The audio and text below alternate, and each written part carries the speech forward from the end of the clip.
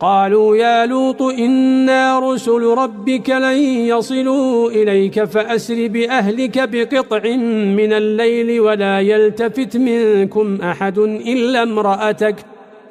إلا امرأتك إنه مصيبها ما أصابهم إن موعدهم الصبح أليس الصبح بقريب فلما جاء أمرنا جعلنا عاليها سافلها وأمطرنا عليها حجارة من سجيل منضود مسومة عند ربك وما هي من الظالمين ببعيد وإلى مدين أخاهم شعيبا قال يا قوم اعبدوا الله ما لكم من إله غيره ولا تنقصوا المكيال والميزان إني أراكم بخير وإني أخاف عليكم عذاب يوم محيط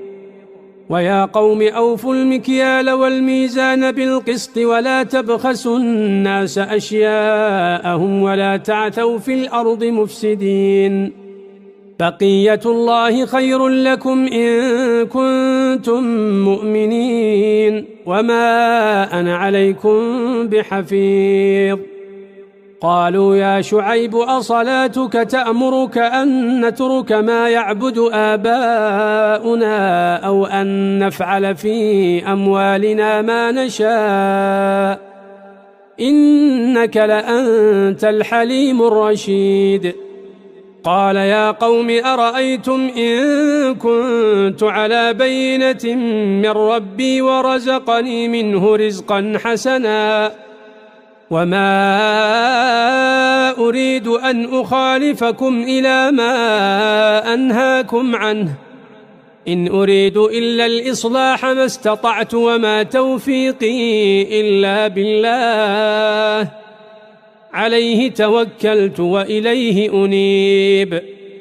ويا قوم لا يجرمنكم شقاقي أن يصيبكم مثل ما أصاب قوم نوح أو قوم هود أو قوم صالح وما قوم لوط منكم ببعيد واستغفروا ربكم ثم توبوا إليه إن ربي رحيم ودود قالوا يا شعيب ما نفقه كثيرا مما تقول وإنا لنراك فينا ضعيفا ولولا رهطك لرجمناك وما أنت علينا بعزيز قال يا قوم أرهطي أعز عليكم من الله واتخذتموه وراءكم ظهريا إن ربي بما تعملون محيط ويا قوم اعملوا على مكانتكم إني عامل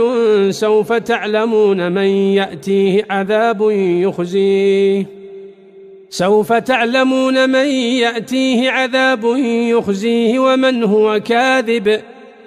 وارتقبوا إني معكم رقيب ولما جاء أمرنا نجينا شعيبا والذين آمنوا معه برحمة منا وأخذت الذين ظلموا الصيحة فأصبحوا في ديارهم جاثمين كأن لم يغنوا فيها ألا بعدا لمدين كما بعدت ثمود ولقد أرسلنا موسى بآياتنا وسلطان مبين إلى فرعون وملئه فاتبعوا أمر فرعون وما أمر فرعون برشيد يقدم قومه يوم القيامة فأوردهم النار وبئس الورد المورود وأتبعوا في هذه لعنة ويوم القيامة بئس الرفد المرفود ذلك من أنباء القرى نقصه عليك منها قائم وحصيد وما ظلمناهم ولكن ظلموا أنفسهم فما أغنت عنهم آلهتهم التي يدعون من دون الله من شيء لما جاء أمر ربك وما زادوهم غير تتبيب وكذلك أخذ ربك إذا أخذ القرى وهي ظالمة إن أخذه أليم شديد إن في ذلك لآية لمن خاف عذاب الآخرة ذلك يوم مجموع له الناس وذلك يوم مشهود وما نؤخره إلا لأجل معدود يوم يأتي لا تكلم نفس إلا بإذنه فمنهم شقي وسعيد فأما الذين شقوا ففي النار لهم فيها زفير وشهيق خالدين فيها ما دامت السماوات والأرض إلا ما شاء ربك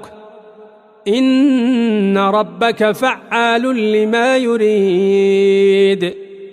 وأما الذين سعدوا ففي الجنة خالدين فيها ما دامت السماوات والأرض إلا ما شاء ربك عطاء غير مجذوذ فلا تك في مرية مما يعبد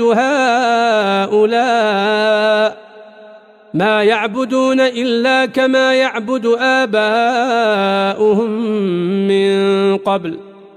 وإنا لموفوهم نصيبهم غير منقوص